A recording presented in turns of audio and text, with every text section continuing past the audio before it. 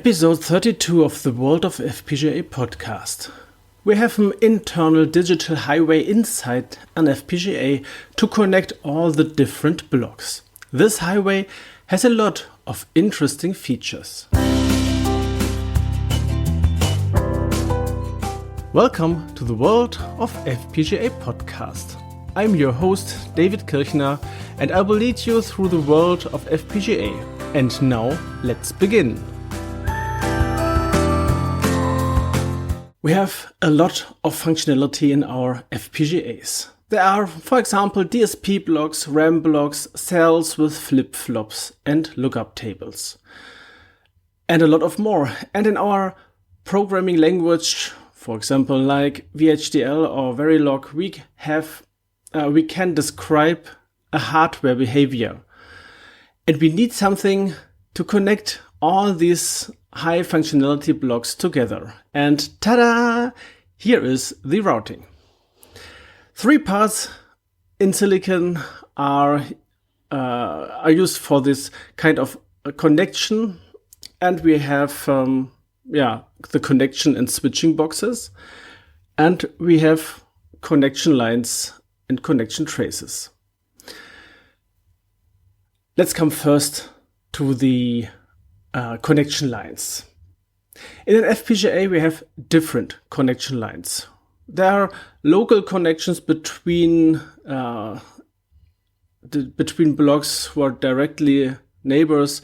We have local lines which connects the over next neighbor cell, and that's needed for just for the logic things to connect and functionality block together. If you want to connect over the whole chip, we have also some global lines to connect the upper left to the down right edge of the FPGA. Okay, that's not the complete truth. We are also using some blocks in between. But one special global clock line network we have here is the clock line, the clock network.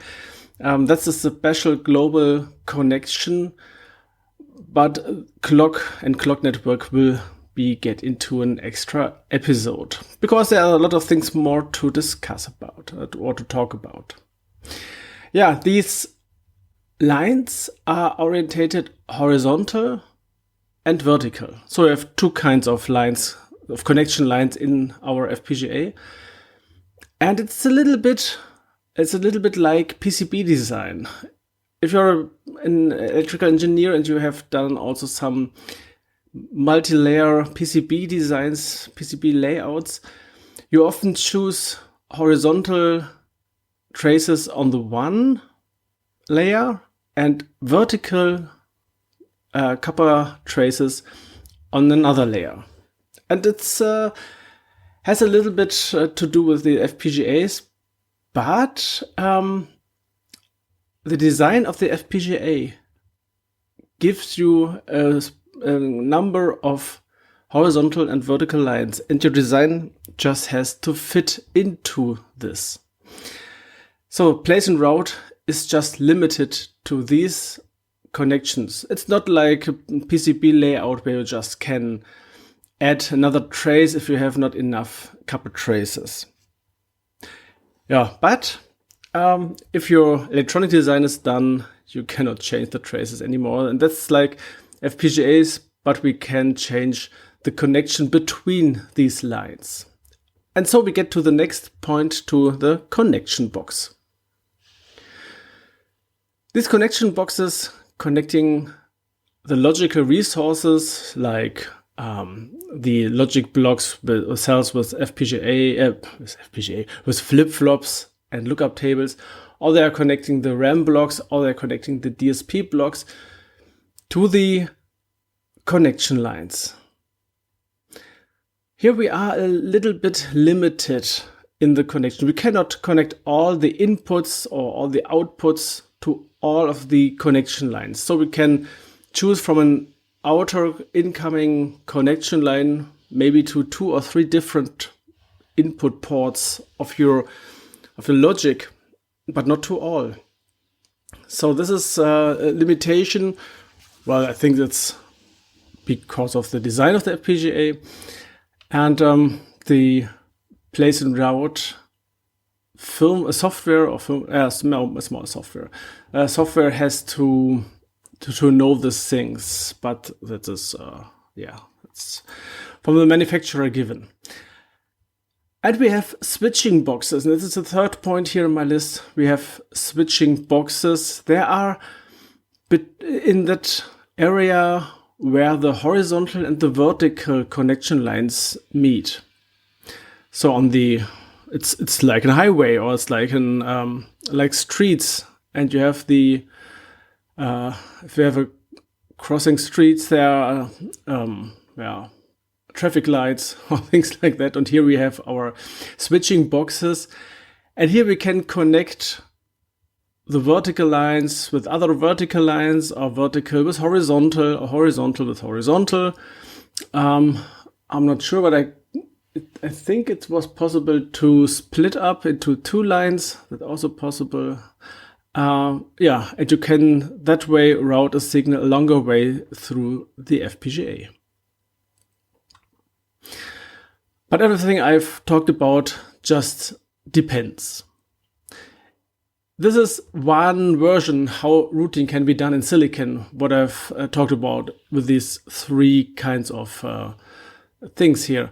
And if you have different manufacturers, they have just different solutions. So it's also possible some FPGAs have a kind of on-chip network to communicate. So they're just using a kind of network protocol to communicate between different parts of your firmware and your design. Other FPGA mixed up the logic blocks and the connection boxes.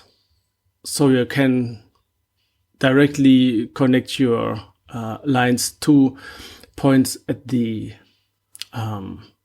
logic. So it just depends which FPGA and which manufacturer you choose.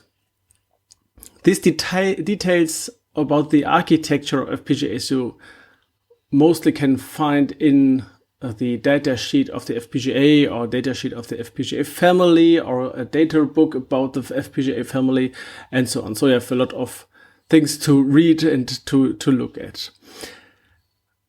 When I'm scripting when I searching for ideas for this episode, there came one question up. How does the routing process work?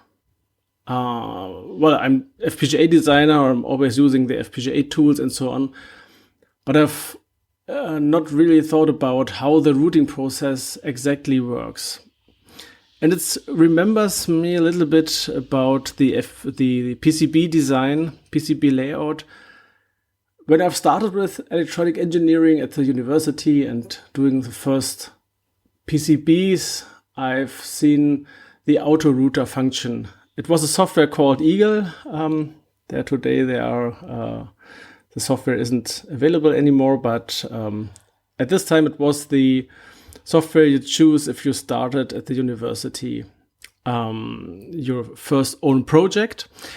And they had an autorouter, and at this point, it's not a good idea to use autorouters. If you are a PCB designer, you normally doesn't use any kind of auto-routing functionality.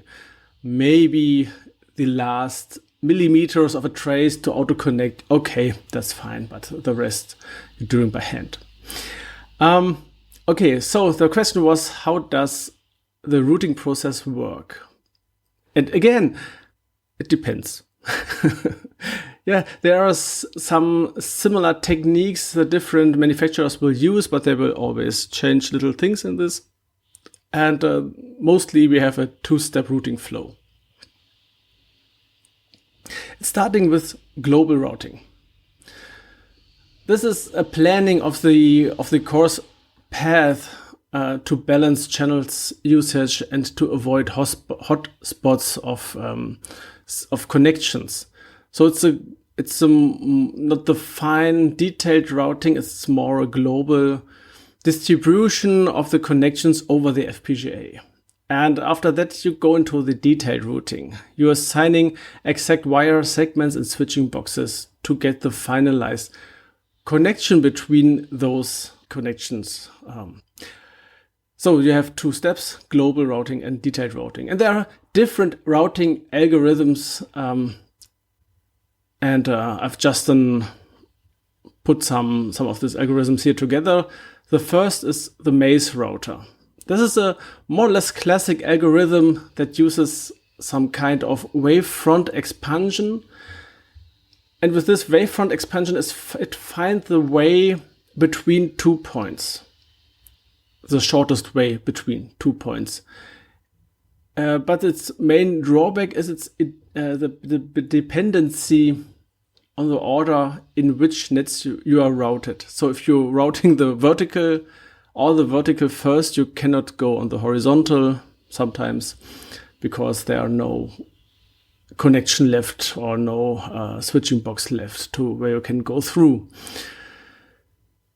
An improvement is the A-star search. This is an improvement of the maze router, and here you can be tuned between breadth first search, so exhaustive, or depth first search. It's faster, but not just so optimal. Another routing algorithm is Pathfinder. That's a negotiation base algorithm, and it's initially allows routing resources to be overused. And I guess that's maybe you have seen, for example, in the AMD Vivado, that sometimes some resources get over 100%. And after that, there are some iteratively routines which tries to resolve this conflicts by rerouting, sometimes replacement, but here we are at the routing process.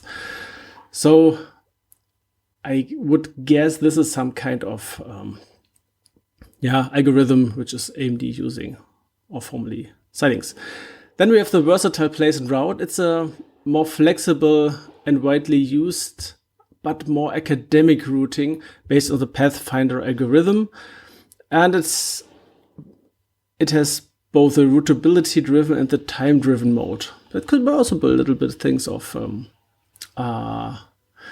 which is AMD using. Then we have ROAD, R-O-A-D, a router that uses a bump and refit paradigm. And this is the idea behind this is it modifies already routed nets when a conflict is coming to this net. So it's just hitting a connection and bump it into the next possible path, horizontal or vertical. And the last one is the satisfiability-based router. This approach transforms the routing problem into a Boolean satisfiability problem. Well, that's SAT, and it can be solved by a SAT solver. But this has left my knowledge completely. I never done anything. So I've never done anything with a SAT solver, a SAT solver. Yeah, so we have some routing algorithms, but all the routers doing this automatically in the process of place and route inside your FPGA tool. There are some key challenges at this router process. So sometimes it's the congestion problem. Sometimes it's unable that the router find a way or a route for all connections.